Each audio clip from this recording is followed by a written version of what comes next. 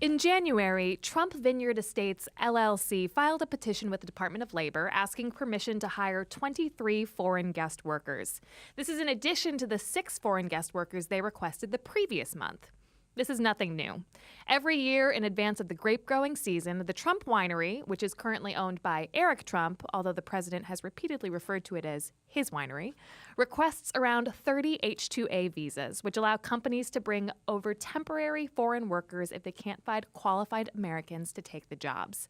And it's not just Trump's winery. If you drink American wine, you almost certainly have a Mexican to thank for it. In his documentary Harvest Season, Bernardo Ruiz follows the stories of the Mexicans and Mexican Americans working in Napa vineyards, from the skilled farm workers who tend and harvest the crops, to the master blenders, to the winery owners. Harvest Season will be airing nationwide on PBS on May 13th, and we're happy it brings Bernardo into the studio today. Welcome to the show. Thank you. So tell me, what drew you to this story? Well, I was just looking for an excuse to drink wine, really, for production. Good job. You found it. No, I mean, the main reason is this is the 3rd feature documentary that I've done, and I've obviously done a lot of television and nonfiction programming, but a lot of it has focused on the U.S.-Mexico narco conflict. And I really wanted to work on something that was a celebration of life, or something that could tackle some of the same issues, but from a completely different vantage point, and something that people would really be drawn to. And so that kind of brought me to California wine and the presence of the Mexican diaspora that, for a variety of reasons, that story's really been neglected. There has been some sporadic reporting on the Mexican-American vintners and the kind of Latinx immigrant presence, but most of the time, from my perspective, the reporting has treated it as a kind of novelty, as opposed to a kind of fundamental part of California wine. Mm-hmm. So really, that was the task I set myself, was just to explore that history and to highlight it in a way that would be compelling. Your previous film, Reportero, is about journalists and narco trafficking, as you mentioned, and quite heavy, as people might imagine. Tell us about how you approached this subject, trying to address some of the same issues about immigration, but trying to also appeal to people who maybe love the film sideways. It was so obvious to anyone who sets foot on a vineyard that the vast majority of labor is immigrant labor. So you're seeing an increasing Central American presence, but the vast majority of it is from Mexico. And all of these shows, for the most part, tend to celebrate the kind of front of the room, the chef, not the back of the room labor that's really doing all this work. And so, that perspective shift was something I was after. I had another inspiration. There's this really beautiful film from 1999 called Sing Faster, The Ring Cycle. And it's about the staging of an opera, but all told from the point of view of the stagehands. So the makeup people, the lighting techs, everybody that makes the diva shine. And I thought, if I can apply that idea to a film about wine, I think I might have something that would be worth watching. And you do focus on the entire supply chain, or almost the entire supply chain, from the sort of high-profile winery owner to a master blender to the people who are actually picking the crop. Can you talk a little bit about the decision to try and touch as many elements or areas of the wine process as possible? Yeah, I think oftentimes when people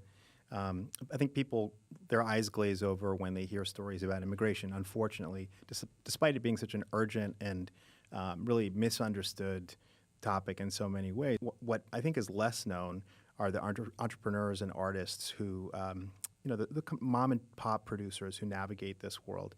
And that really drew me to Gustavo Brambilla's story and Vanessa Robledo. Gustavo Brambilla is fascinating because he was kind of present at the birth of California wine. So in 1976, there was that famous Judgment at Paris, which was a blind taste test when California wines defeated the French wines in this blind taste test in Paris, and it caused big shockwaves in the wine world. And that really, to a lot of people, that put California wines on the map. And Gustavo Brambilla, as a young Mexican-American cellar worker, was working for one of the winning vineyards. What you see in the film is how he's basically been making wine for 4 decades as this, very small producer, hand labeling his own bottles, selling directly to consumers. But it's a story you don't hear a lot about, the kind of Mexican-American vintners and the entrepreneurs who are also, a deep part of California wine. And Vanessa Robledo, who also has her own vineyard, she talks about how her great-grandfather came over as part of the Bracero program, and she comes from a family that knows grapes, that planted these own grapes, and now she herself has her own label.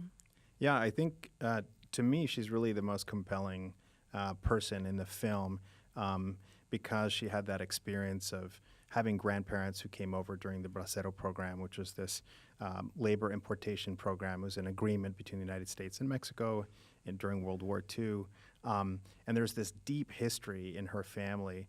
What you see in the film is how she basically breaks away from this patriarchal system where her father believed that only the male children should inherit the business. So she breaks away from that business, goes off with her mother, who divorces her father, and you see them start this entirely new growing operation. And I think we have a clip from the film that focuses on Vanessa, so maybe we'll show that now. Great.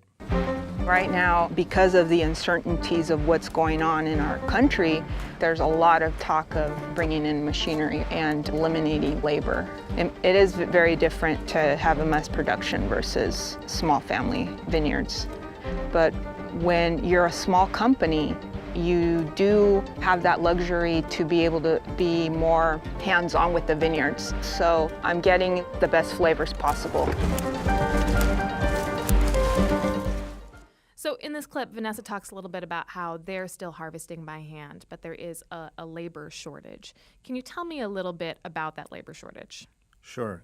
So unsurprisingly, the anti-immigrant rhetoric, the hardening of the border, the increased scrutiny of immigrant communities that have historically gone back and forth between the U.S. and Mexico, that has led in many areas to a labor shortage. One of the things that we see in the film is how vintners, including big, powerful, wealthy vintners, how they're struggling to find the labor that they require come harvest time. And it's one of the unintended or intended consequences that you see as a result of some of these egregious immigration policies and this rhetoric that's really criminalizing immigrant communities. You're also seeing a rise in mechanized viticulture. Robot pickers or machine harvesters that are still much rougher than human pickers, but we are seeing this trend of machine harvesters. So what you see in the film is Vanessa Robledo talking about how their operation is still small enough that they still have family ties to some of the people who are picking, and that it's still an operation that's all done by hand. But that way of picking and working during harvest is under threat. And I believe 90% of grapes, of wine grapes that are picked in California are picked by Mexicans. Is that right? It is. It's a huge number. I think that's probably pretty accurate. Nobody obviously has the exact number. What we know is that across the country, 78% of, I think it's very close to 80% of all agricultural workers claim roots in Mexico. And so talk to me a little bit about Rene Reyes, who comes over on this H-2A visa. One of the things that I was really struck by is that we think of farm work often as unskilled manual labor, and nothing could be farther from the truth when you watch him and some of these other men work. It is so incredibly difficult, and their hands move so fast. Our producer was like, I was wondering if that was sped up at all. Well, I really appreciate you touching on that issue, because I think there is this idea, especially on people outside of agriculture have, that it's somehow unskilled labor, that it's just about being an ox, that it's just about being physically strong. And while the jobs in the vineyard certainly require physical strength, there's a tremendous amount of skill.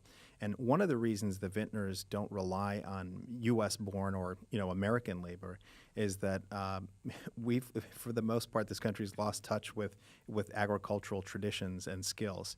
So a worker like Rene Reyes, who comes from the state of Michoacan, who's grown up his entire life working in agriculture, has skills like pruning, grafting, planting, trimming, and picking. All of these skills are desperately needed in the wine industry, and yet we just really don't have those traditions in the U.S. anymore. So the California wine industry, the grape industry, as many agricultural industries throughout the U.S. rely on that skilled Mexican labor. What I really wanted to do was create a film that would be beautiful and kind of woo viewers in. Certainly those viewers who are interested in programs like Chef's Table and the Bourdain program, to bring them in and then to kind of, be a little bit of a Trojan horse, quietly show them how this labor is fundamental. And the more that we continue to criminalize and villainize immigrant communities, the more we risk losing these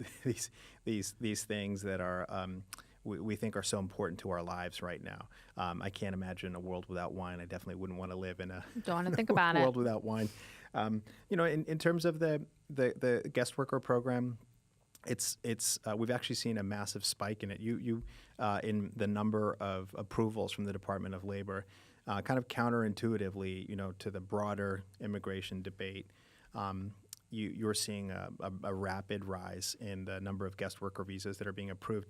And I think it has a lot to do. If you talk to vintners, what they'll say is historically they relied on undocumented or informal labor that just came across the border, did their work and went back. There's a huge number of undocumented workers in California. But as the threat of raids and deportation as these threats have increased, you're seeing vintners really wanting to protect the labor that they do have. You profile a gentleman who runs one of these housing centers, and he talks about the tremendous need that he was seeing people, who were homeless, who were sleeping under tarps, in their cars. He talks about his own story about sleeping underneath an apricot tree, and then the irrigation came on at 1 a.m, and he was soaked to the bone.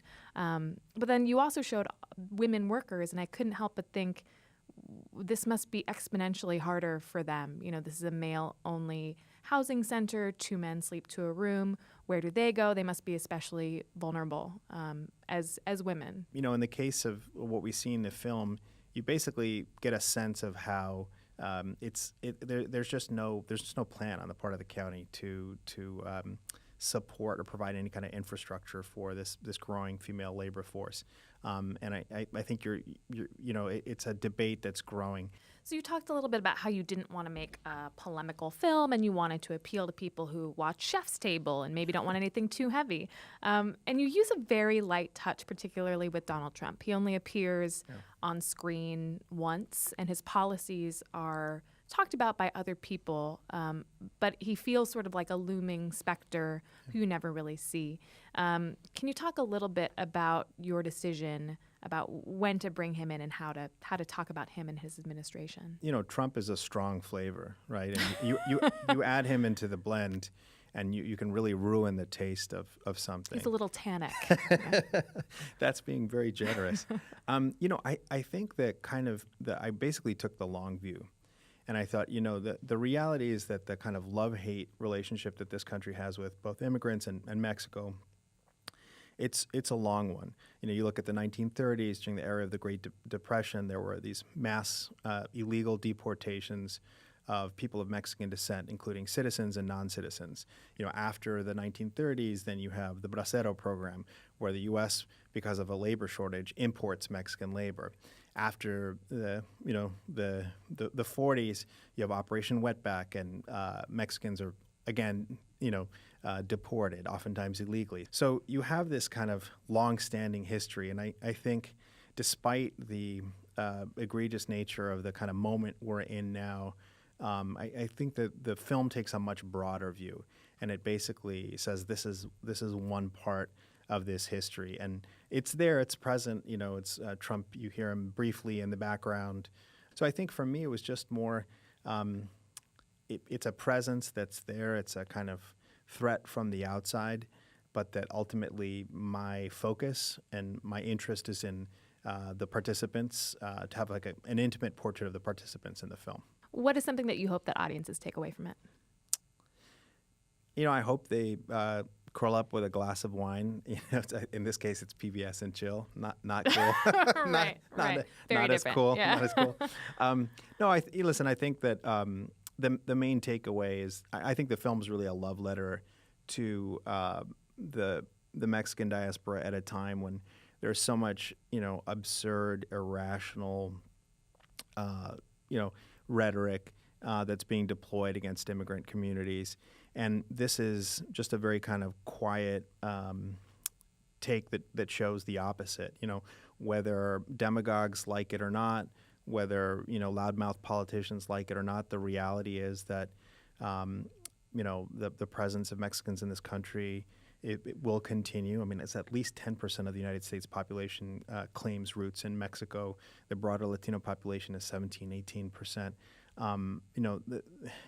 These communities are only going to grow, continue to thrive and grow, despite the overheated and rhetoric of these figures. Bernardo, the film is harvest season. Tell us once again where people can see it. So it'll air on PBS, on Independent Lens, on Monday, May 13th. And then it'll also be streaming on iTunes, Amazon, and a couple of other platforms. And if people want more information, they can go on to harvestseasonmovie.com. Great. Thank you so much for joining us today. Thank you.